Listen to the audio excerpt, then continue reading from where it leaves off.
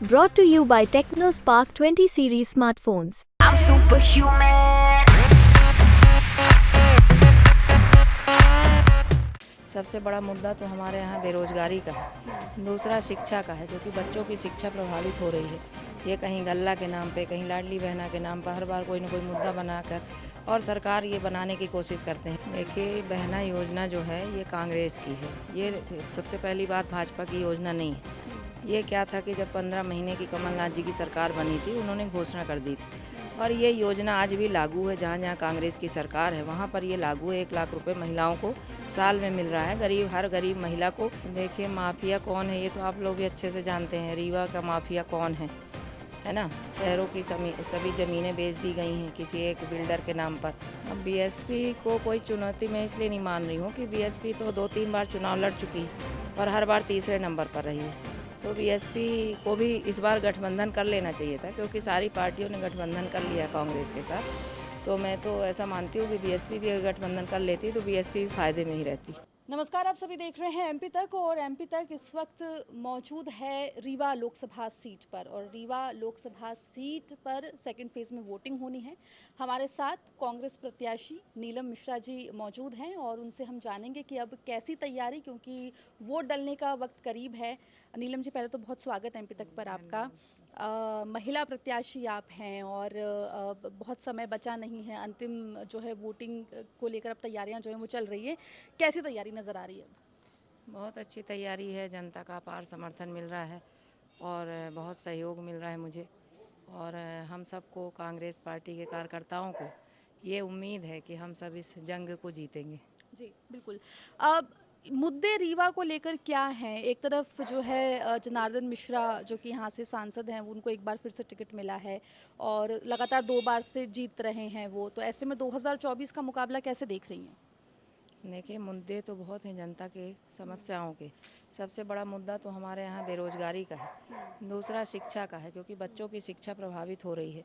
ये कहीं गल्ला के नाम पे, कहीं लाडली बहना के नाम पर हर बार कोई ना कोई मुद्दा बनाकर और सरकार ये बनाने की कोशिश करते हैं। लेकिन उसमें हमारी जनता अब समझ चुकी है कि ये छलने का काम कर रहे हैं। साथ में बच्चों की पढ़ाई लिखाई ख़राब हो रही है। हमारे देश के युवा अंधेरे में जा रहे हैं, नशे की तरफ बढ़ रहे हैं, किसी को रोज़गार नहीं मिला है।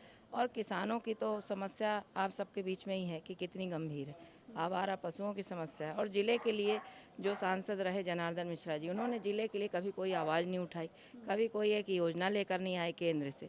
तो अगर मुझे जनता अपना आशीर्वाद देगी तो मेरी तो ये पूरी कोशिश रहेगी कि पहले हम अपने ज़िले के लिए, जो हमारे ज़िले की गंभीर समस्याएँ हैं, जो सबसे ज़रूरी चीज़ है, उसमें मैं पहले पहल करूँ।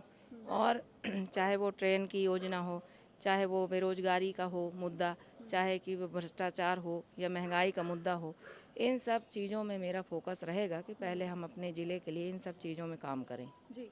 देखिए, महिला उम्मीदवार के तौर पर मुझे लगता है कि थोड़ी ज़िम्मेदारी और बढ़ जाती है महिलाओं के प्रति। विधानसभा चुनाव में लाडली बहना योजना मास्टर स्ट्रोक साबित हुई थी बीजेपी के लिए, ऐसा माना जाता है। अब आप बीइंग अ फीमेल कैंडिडेट कैसे रीवा की महिलाओं को लेकर आगे सोच रही हैं और कांग्रेस किस तरीके से चीज़ों को आगे बढ़ाएगी? देखिए, बहना योजना जो है ये कांग्रेस की है। ये सबसे पहली बात भाजपा की योजना नहीं है। ये क्या था कि जब 15 महीने की कमलनाथ जी की सरकार बनी थी, उन्होंने घोषणा कर दी थी और ये योजना आज भी लागू है। जहाँ जहाँ कांग्रेस की सरकार है वहाँ पर ये लागू है। 1 लाख रुपए महिलाओं को साल में मिल रहा है, हर गरीब महिला को महीने में 8,000 रुपये मिल रहा है। तो ये कांग्रेस की योजना, और महिलाएं भी, बहनें भी हमारी अब समझ चुकी हैं कि ये भाजपा की योजना फेल हो चुकी है और आधे लोगों का नाम काट दिया है, आधे नाम जुड़े हुए हैं जो लोकसभा के बाद कट जाएंगे।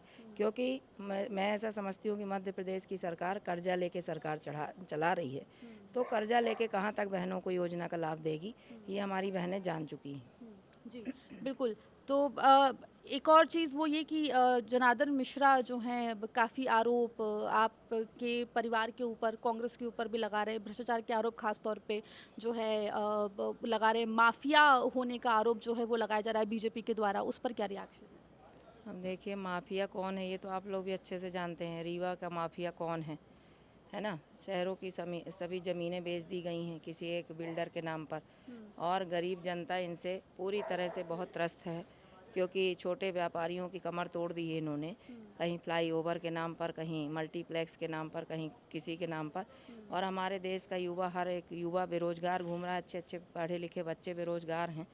और दूसरी बात ये है कि ये जो माफिया की बात करते हैं तो ये पहले अपने अंदर झांक कर देखें, फिर दूसरे को कहेंगे, है ना। मैं इस विषय में कुछ ज़्यादा बोलना नहीं चाहती, रीवा शहर की जनता सब जानती है। जी, बीएसपी भी इस बार चुनावी मैदान में, बीएसपी से यहाँ के सांसद रह चुके हैं और ज़्यादा बार, एक से ज़्यादा बार रह चुके हैं, तो बीएसपी कितनी बड़ी चुनौती?